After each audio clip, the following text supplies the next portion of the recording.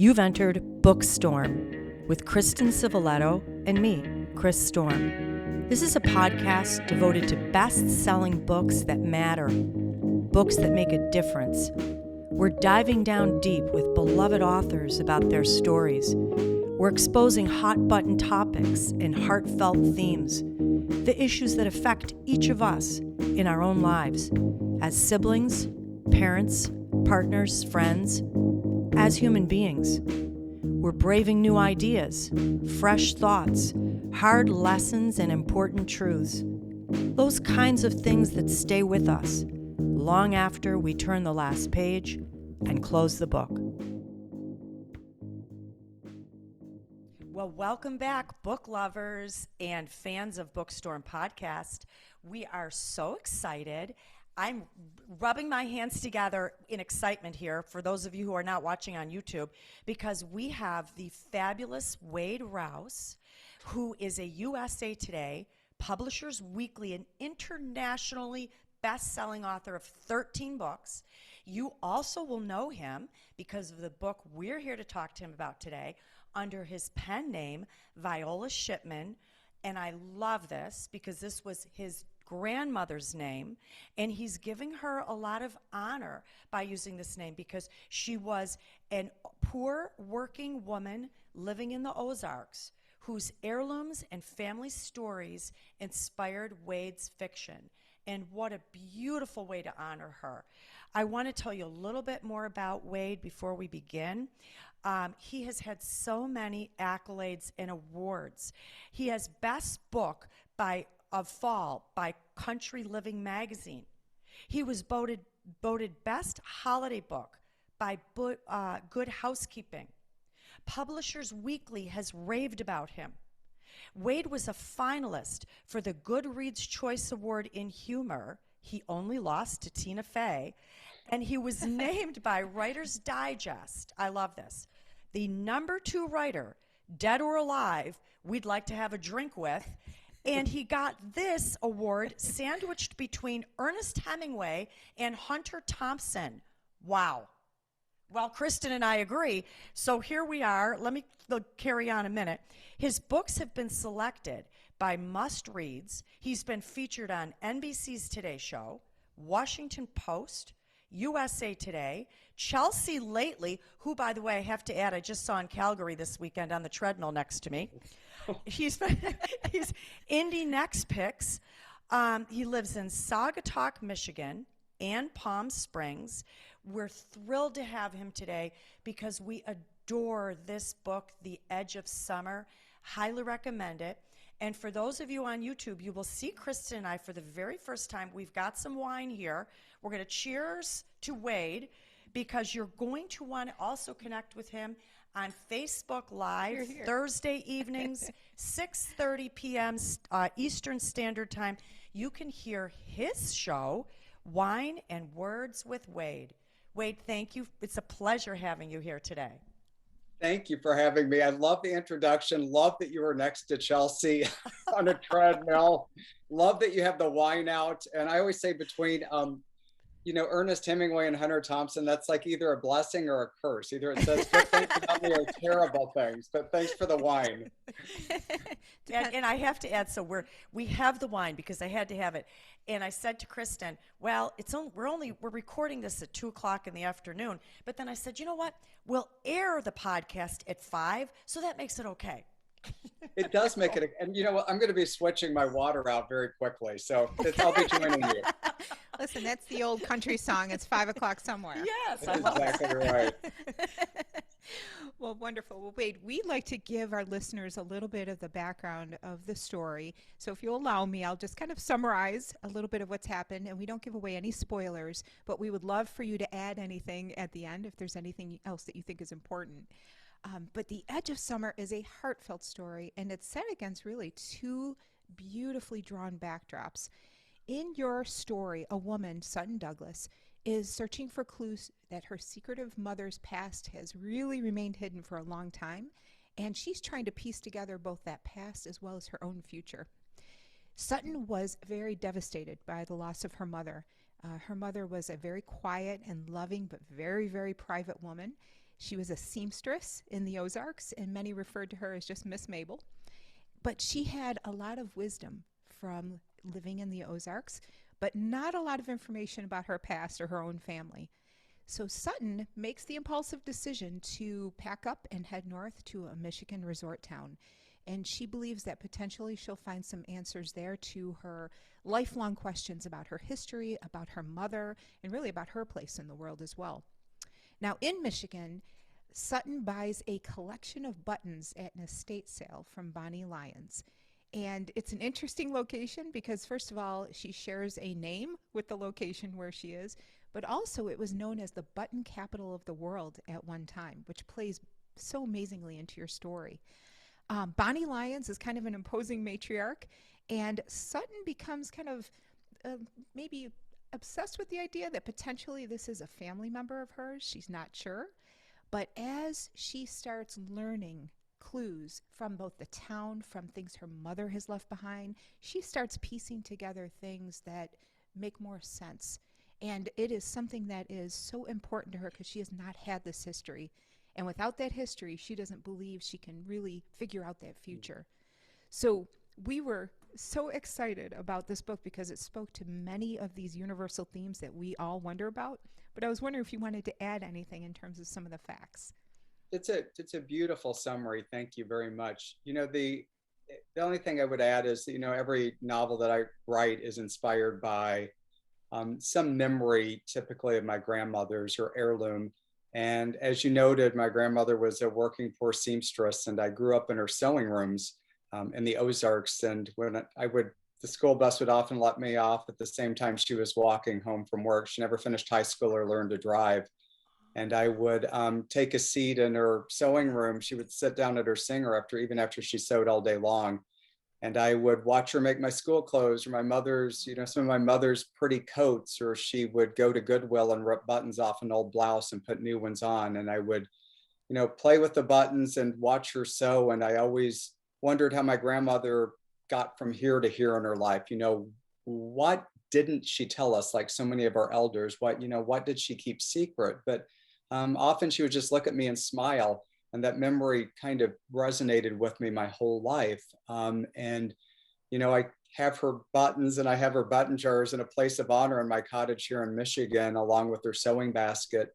And it hit me one day walking past it as the sun was hitting it that, as she used to say, these buttons tell a history and a secret, and that we throw aside. We don't appreciate that anymore. So that's kind of what started the inspiration for the entire novel.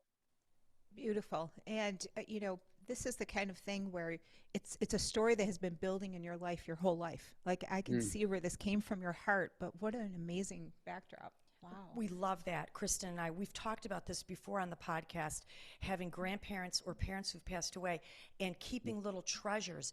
And the most valuable are usually those that they have no real wealth in terms of this society, but in our heart, some precious memory. And so readers, you're going to love this book. It's filled with all sorts of little treasures, really, about the meaning of life, which leads me to my first question. So I have to just say, Wade, I want to say thank you for taking us on a beautiful trip away from COVID, away from today's problems and worries, into a deeper understanding of just this, the meaning of life. A portion of the protagonist who we came to love, whose name was Sutton, is in all of us. We related to her. We felt what she felt. We learned while she learned. Her mother said, and I have to quote this, "Just when you think life is stable, the unknown strikes out of nowhere, and your entire world is poisoned, and you don't know if you'll ever be right again." Wow, can we relate to this? The mother also says, "There's a lot of beauty and secrets in those buttons." So buttons held a symbolism in this story. They were experiences and memories, some beautiful, some not.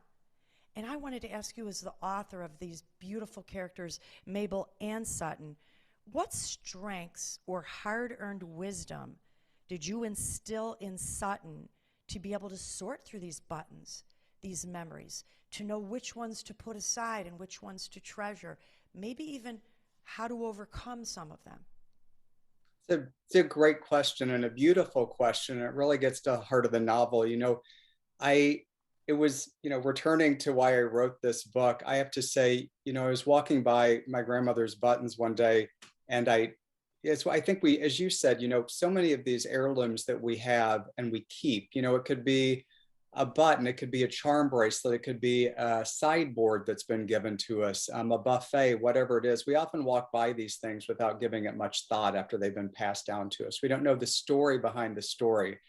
And the day that I kind of walked by and grabbed my grandmother's buttons again and tossed them on a table, I was really transported back to a time when my grandmother didn't have much money. I mean, she scrimped and saved for my mother to be able to go to college. I like to say that the change she saved changed my family's life.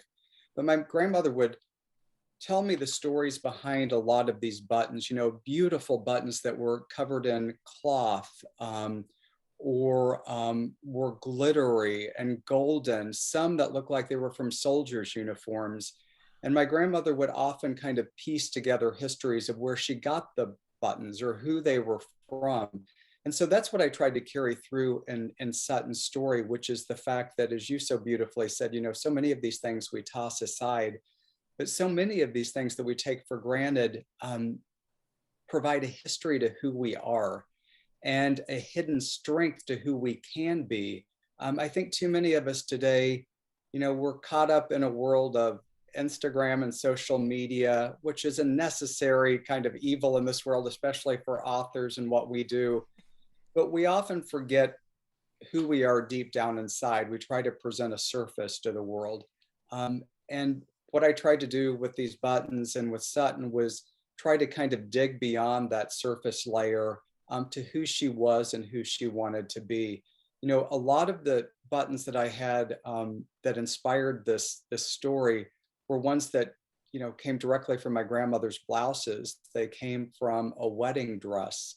And so many of those buttons I know have a history and a connection not only to me, but to Sutton herself. So what I tried to do is, I write about, she has a button necklace that she had when she was a girl that she still wears as an adult. A lot of these things often provide a sense of comfort and safety to us as well, because they connect us to our past. So I tried to kind of unearth slowly what each of these buttons meant to her and juxtapose it with as you know, Bonnie, the matriarch in town, who's kind of based on a real life person here in our resort town. I tried to juxtapose the meaning of these kind of simple objects between the two characters, what kind of monetarily it meant to Bonnie, but also what it deeply meant to Sutton. So, I love taking these little trinkets, that we kind of toss aside that really can unearth our family history and also dig deep down inside of us as well. And you did it so beautifully. And you made each of us realize that the memories of our parents and our grandparents, good and bad, are part of us too. And we can either run from them or we can open them up, take a look at them, and learn from them. And you sort of showed the reader, we're going to go through difficult life experiences, but let's applaud and celebrate our ancestors who already have overcome so much. Like your grandmother being so poor and not having a high school degree, but finding her hidden talent, that was her gift, I believe, this sewing, and unabashedly just using it, not being timid and saying, this is something I can do, and how it benefited the family. I think we all have stories in our family like that. And that's a treasure, just a treasure. Thank you. And thank you. That's exactly it. We've been through so much as a community of souls these last couple of years, which I write about in this novel. But I also hearken back the last couple of years, even more so, to my parents and especially my grandparents. A generation that went through war and poverty, and disease and uncertainty in their life, and often rose above that with kind of a resilient grace that I think is underappreciated. And for me to get through the last couple of years, that's kind of what emboldened me, was to think back on how they did it and how, you know, how can I best meet the challenges that are being thrown at us, something that none of us, you know, ever dreamed that we'd have to cope with. Yeah, beautifully Absolutely. put. In my family, it's my nanny's pizza pans that we Ah, treasure, but for the very reason you just said, it represented the care she had for her family and fed them despite a lot of poverty. And so when you just said that, it's immediately what I thought of when you mentioned that. and you're That's exactly awesome. right. Food tells the story of, I mean, so much of our Yeah. history and our generation, and we make the same things and want to carry that history on. That's beautifully put. Yeah. Well, I wanted to ask you, kind of along those lines. Many of us come to a point in our lives where we want to know more about what our grandparents experienced and how they came to be. Why did they move to certain places? What did they do for a living? Mm, And, you know, it's tricky because a lot of families don't record this information and it gets mm. lost along the way. And I was wondering, your characters remarked on something that I thought was really well put. I actually think this very often. We can't know where we're going if we don't know from where we came. And Sutton had only blanks in her life. Mm. And so, why was understanding her history so vital to her? Because that really drove her through this story. You know, I believe in that philosophy. I am a kid that grew up in the 1970s in rural America in the Missouri Ozarks, which, if you've seen that TV show Ozark, kind of sugar coated actually how I grew up. It was Yeah. it was not the easiest for a kid like me that liked to read and write, and yet I grew up kind of wanting to, much like Sutton does, you know, in juxtaposing how she is as an adult, as a fashion designer in Chicago versus her history growing up in the Ozarks. I too kind of wanted to run from where I grew up, kind of forget those memories, because, you know, people that I met in college and in my career, much like Sutton did, that say, "Where did you grow up?" And you'd say the Ozarks, and there would be a joke or a slam. I think human nature is to kind of want to bury that and not bring that to the surface. And yet the older I became, the more I realized good, bad, ugly, awful, beautiful, it's a part of me, just as it is a part of Sutton. And it's hard to toss that aside. I believe that you kind of get stuck in quicksand if you do that. You know, you're mired in unknowing and where to go until you kind of fully reflect on your past and begin to accept that. Um, you know, I asked my grandparents a lot of questions growing up, especially as I grew older. I was blessed to spend inordinate amounts of time with them growing up. You know, we went to a log cabin together that, you know, didn't have a TV or a telephone, or for a long time, even an indoor bathroom. And I got to know my grandparents really as real people, not just as my grandparents. And that transformed me. And the older I got, that's what I remembered. You know, environment plays such a huge part in all of our lives. How we're raised, where we're raised, the way in which we're raised.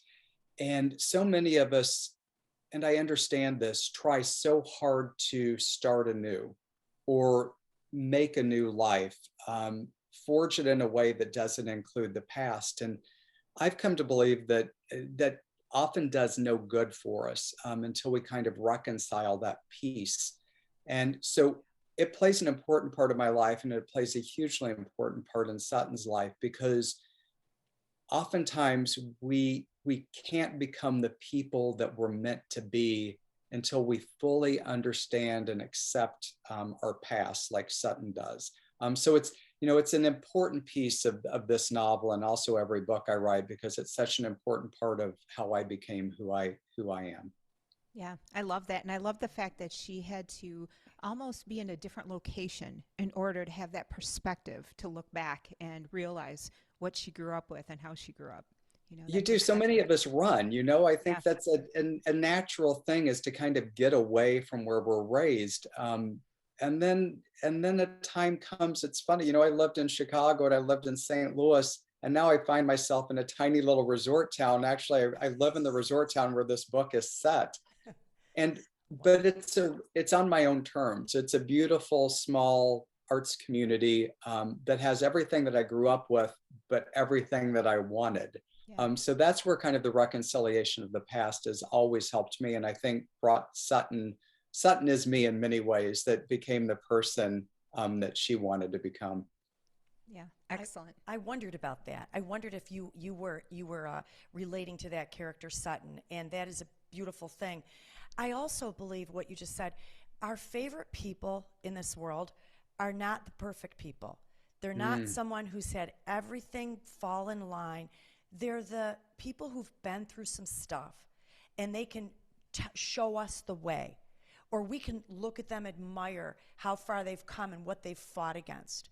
And the only thing I can think of, I've moved quite a bit over the years, and I had to move my kids when they were in high school. But they said it was the best thing that ever happened to them, because they had grown up in the same place, and this has to do with Sutton as well in that character. Everyone knows you as a certain type of person when you live your whole life in a little town. Then you go somewhere else, and everyone sees you as who you have become. And everyone's like, wow, you're amazing. You're pretty cool. You do that. You're like that. And you think, well, I guess I am. I guess I am. But I never was given the opportunity to be allowed to be anything different. Yeah. And that's what I saw in Sutton, too, this beautiful sort of self-awareness, character growth. Did you I'm taking you both on tour, by the way. That is, honestly, that is, first of all, that's incredibly mature of your kids, because that can be very hard, I know. But that it's and a testament to you too, I'm sure. But that's really, I mean, wonderfully said. That's exactly it. You know, growing up in a small town, and I lost a sibling when I was very young as well. And you're exactly right. You're defined by how people see you or perceive you or have known you your whole life. And so that can kind of curtail the person that you want to become or are meant to become. And you do. I think you sometimes have to go away to see yourself anew, often through other people's eyes. That's a beautiful thing. So you're 100% right. I just love that character. I also wanted to quote this. I love this character in your book, Tug. We just grew to love him. And he had a quote. This hit me so strongly, and I think the reader will feel the same. I learned that fear is a beast we cannot see that eats slowly away at our souls. And that is sadly how too many of us live. Fear drives our lives more than passion. We worry about money, time, health, aging, children, future. But how often do we nurture our now?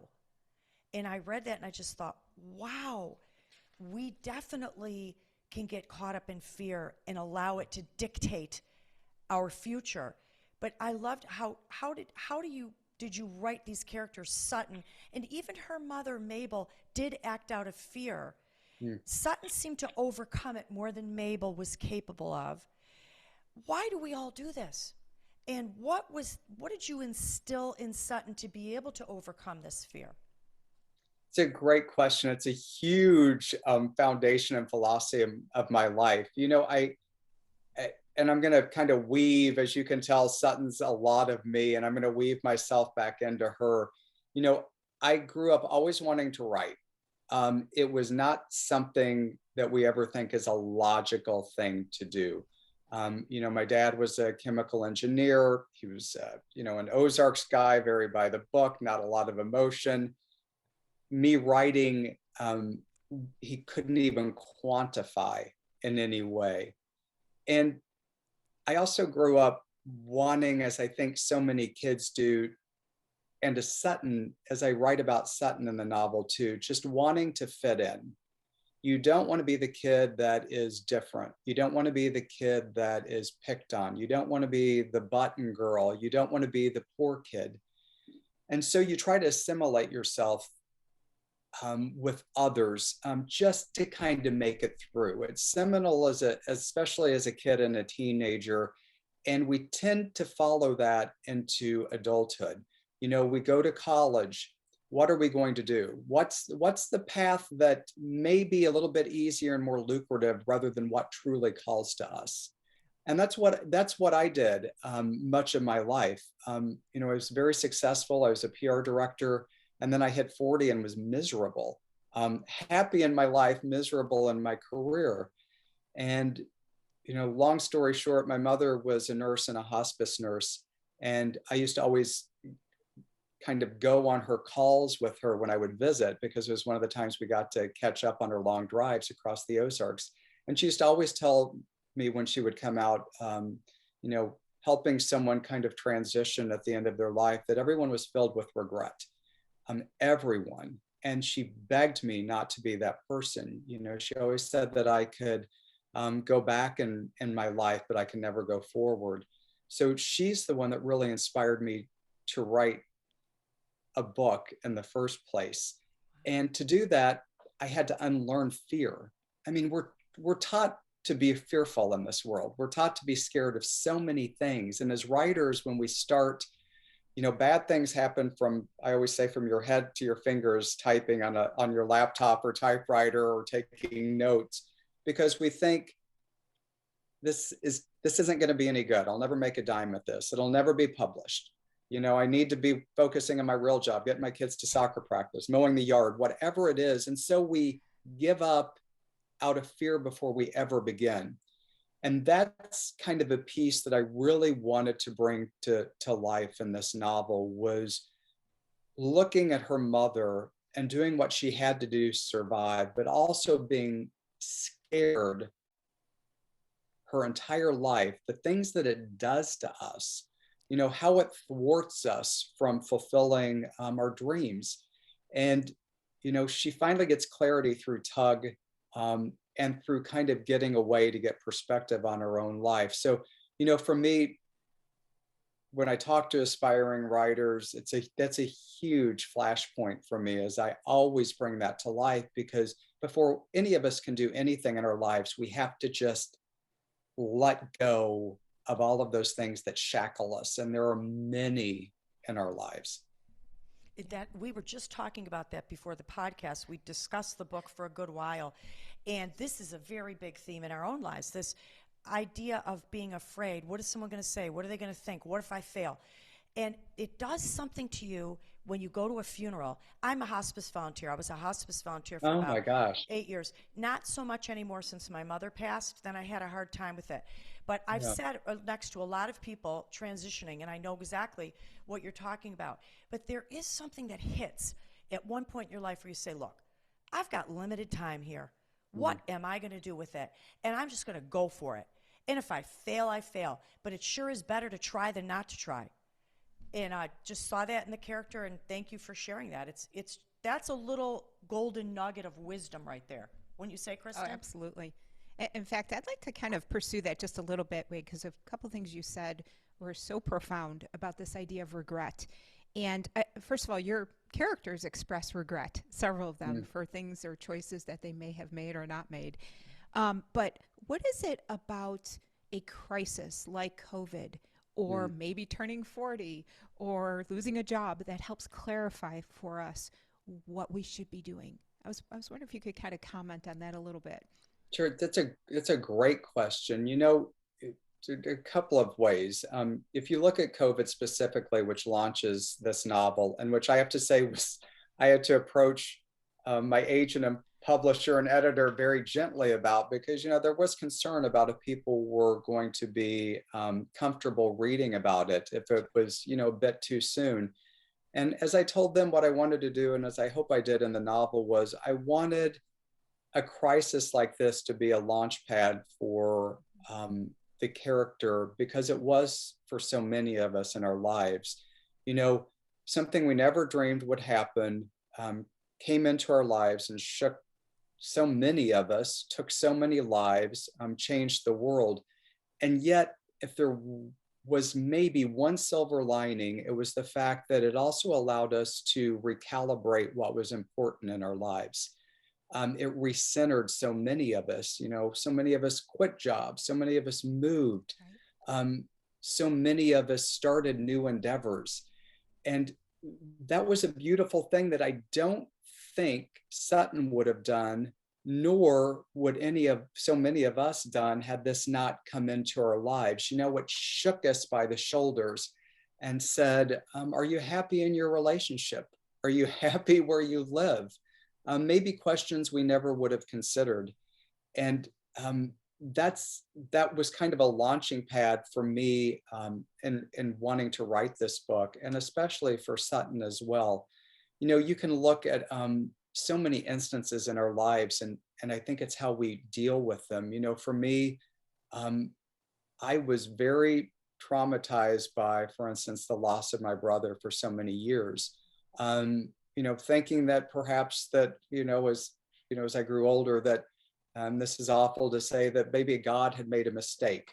And yet, as you both have said, there was a moment in which I asked myself, how do I take all of this tragedy and define my life in a beautiful way? I'm a big believer in a ripple effect of kindness in this world. If we put out goodness in the world, goodness comes back. If we put out ick comes back to us. And so many times in my life, and I think so many of us relate to this, there was a point in our lives in which we could turn and run, or in which we can take a big step forward and face those things that haunt us and that scare us, and be a beacon, as you two are doing. Be a beacon for others, be a source of light. And I always go back to my grandmother, Viola Shipman, my pen name. She never expected anything in this world. She was an ego-free, kind woman, never said a bad, just kept her head down and worked. And yet the example of her life and what she overcame, much like what Miss Mabel overcame and Sutton overcomes in her life, became a beacon to me. And that ripple went out into the world. And I do believe that, that's another main reason why I wanted to write The Edge of Summer, is that I wanted people to look at where they are in their lives after such a massive incident and think, where do I want to go? Who do I want to be? And how can I impact the world with the time that I have left? Yeah, that's so beautifully put. In fact, that's why fiction is so impactful, because you can help people make sense of things that have occurred, especially something that we experienced on a global level. But you explore so many themes, first of all, in this novel with regard to wealth, for example, and how Sutton regarded wealth. I wish we had 2 hours to talk about it. But I love 3 more hours. Right, but I love the fact that fiction serves that important purpose. So thank you for writing this beautiful book. Thank you. It's and I think more than ever we need just to escape in this world too. So it's travel somewhere in our heads at least. So thank you both very much. And wait, I have to ask you, did your grandmother know you were a writer? Is she still? I don't know if she's still alive, or has she passed away, or? She passed away. I will say this: my grandmother, when I was accepted to Northwestern University to get my master's degree in journalism, she went in the car with us to move me there, and never been to a city as big as Chicago, and was so proud. And when I graduated, she used to always make me this beautiful, talk about food, this beautiful cherry chip cake, pink as a tulip, delicious. But we would always take a seat at her Formica table in her little kitchen, and she asked me, what Chicago was like. And I had my first big magazine article published, and she celebrated that by making this cake. And she just promised me that I was going to do magical things in this world. Yeah, you'll make me cry, but I love it. I'm getting teary-eyed here too, hearing the whole story.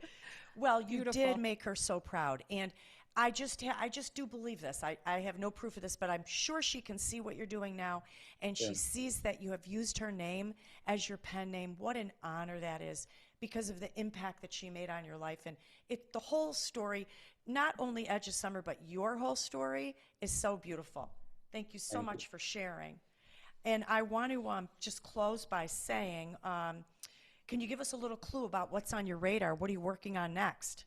Yeah, I have a new Christmas novel that's coming out November 15th, and it's called A Wish for Winter. And very brief. It's about a 40-year-old bookseller who has in northern Michigan, who believes it's her destiny and curse to meet her future husband while he's dressed as Santa Claus, because that's what her mother and grandmother had done. And she goes to a Santa run in Chicago, which is a real thing. And she has a connection with a guy who's dressed as Santa Claus while she's dressed as Mrs. Claus. And before they get each other's names or see each other's faces, they're torn apart in the race. And the town and her little town and her bookstore, along with her grandparents who raised her, start behind her back a social media site called the Single Kringle to find the man. And it's all about finding your faith again in this world, and truly learning to love yourself before you can find love. So very excited about it. I heard about that, and I'm very excited for that book to come out. That sounds like the perfect Christmas story. So readers, you're going to want to look into that.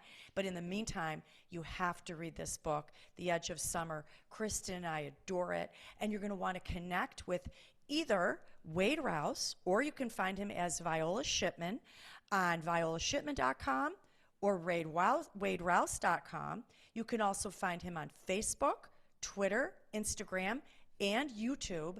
And Wade, it has been an absolute pleasure talking to you today. Thank you for your beautiful writing, your important stories. You are entertaining us. You're helping us break away from the pressures of today, but you're also giving us little secret glimpses and treasures on the meaning of life. Beautiful. Thank you. Thank you both so much. And I'm serious. I'm going to put you in my suitcase and I'm going to take you both on tour with me.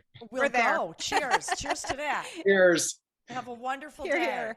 Thank you. See you again on BOOKSTORM. Thank you. What an absolute pleasure talking to Wade Rouse and Viola Shipman and Kristen. So many huge, heartfelt topics inside this book just hit me so strong. I opened it expecting a little more lighthearted and to be entertained, but I found so many life truths in here. Yeah, absolutely. In fact, that discussion of, pursuing your passions and really making sense of where you are in life, especially with the context of a global pandemic, really hit me. And, you and I always talk about these subjects because we love fiction. We love the things it makes us think about. But that in particular, that one hit me. What do you think? I agree. And, I'm just going to say, look, we started this podcast. We're new to podcasting. We are being heard all over the world, 25 countries. I think we're up to like almost 300 cities, 50 states, including Hawaii. And it can be frightening. We're doing hot button topics, deep issues, and we're being bold. We want to address these things. We want to hash them out. We're telling personal experiences. And when we started this, we pretty much said to ourselves, well, look, we're just going for it. We're just going to put ourselves out there. We're going to open ourselves. We're going to let you see who we really are as human beings. And we've had great success because of exactly who Wade Rouse is. You have to show your true self. You have to be authentic. Everybody wants to learn something. Everybody wants to relate to something and take something away that can help them live. Yeah, that's beautifully put. In fact, his character Sutton really came into her own as a designer, a dress designer. We didn't even talk about, that aspect of it. But it was a journey to get there, but it was accelerated by the pandemic and some of the circumstances that she found herself in. And I think you and I were in that position as well, where, we were coming through this pandemic and we said to ourselves, what do we love? We love fiction. We love to write. We love to talk to authors. We're going to do this. So I feel like we kind of lived that experience in many respects as well. Mm-hmm. And I want to bring this out of the book because we didn't have time to talk to Wade about everything. But in the book, it says, we often silence our true self to fit into the world. We don't want to take the path of least resistance. But when we do that, we deny the world our special gifts.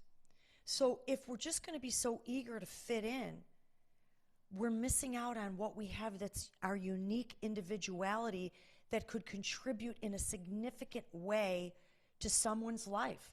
And this goes for all of us, all the listeners out there. I say this all the time, just be you.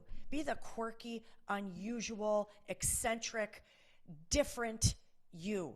And then let the world rejoice it. Because there's a mini you out there who needs to see the grown-up you, who needs to say, I can be bold enough to be this unusual kid in elementary school, this kid in high school that doesn't fit in with the athletes and the super popular. I can be this unusual person, and I'm special too, maybe even more so. As long as it's illegal, you. Okay. The lawyer has to put that in. Or is it the mom adding that? That could It be might that be both. Too. And I wanted to say this to Wade. I laughed right out loud. So Sutton's mother, Mabel, was a very poor seamstress, and she sewed clothing for all these very wealthy, prominent women. One day, one of the women from the Bridge Club gave a harsh criticism to her mother, Mabel's work. And she said, knowing nothing about seamstress or sewing, this woman said, maybe you'd like me to make a few suggestions to you, Mabel. And Sutton, as a very little girl, was there, and Sutton responded for her mother and said, may I make a suggestion? Sew it your damn self. Yeah. I love that. I love that. It's like, this is another attitude. Not only don't fit in, but be a voice not to fit in. Sure. Stand up for the underdog. Stand up for the person who says, okay, that's the way 99% of people are doing it. Well, guess what? I don't want to do it that way. I like it this way. Well, Just and loved it. I think that scene that you mentioned also brought up another theme that was very prevalent in this story, which we didn't talk about, and that is Sutton's view of wealth. And, she voiced a position that a lot of people have right now, and that is wealth is bad. Too many riches, you're bad people. And it was interesting here because we did have people with money who were acting badly, who made choices that split apart families. But the reality is money is neutral. It's people and how they wield money, really, that brings about bad consequences. And Sutton really wrestled with this. She had this inherent distrust of wealth and people with wealth. So that was also another fascinating topic. Did you kind of pick up on that? I think that's huge, and you're right.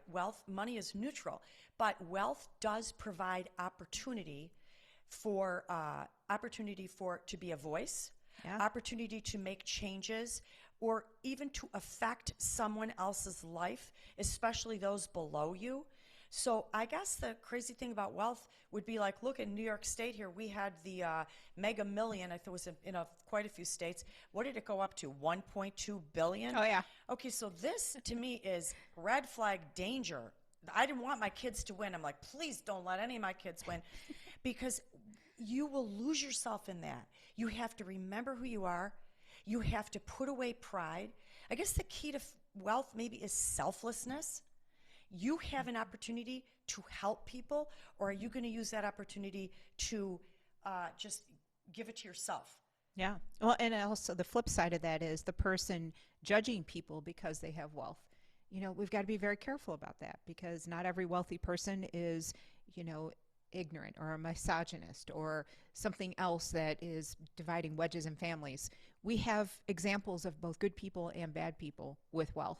And I just loved how Sutton really wrestled with that. And it was something she never fully resolved, but she was conscious of the fact that that was always in the forefront of her mind, and she didn't have a good relationship with money. No, she didn't. I think part of it came from her mother maybe in the story. Yeah. Because her mother, having been hurt so much, and we can't tell you any spoilers, raised her daughter as, let's just stay the two of us. Let's be solo. Let's not trust anybody. And that's another hot topic in this, is that don't stop trusting people because of a few bad experiences. We've talked about this before. Yeah. Set up boundaries, set up a guard, but let's not label anyone. Wealthy person, bad person. Poor person, bad person.